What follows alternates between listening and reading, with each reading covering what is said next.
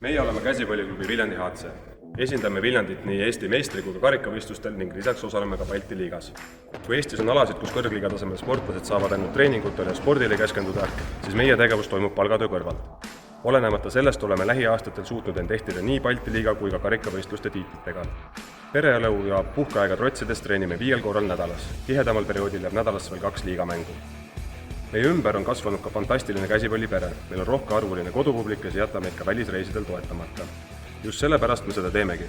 Me oleme suutnud tõestada nii endale kui publikule, et ka amatööridel on võimalik jõuda kaugele.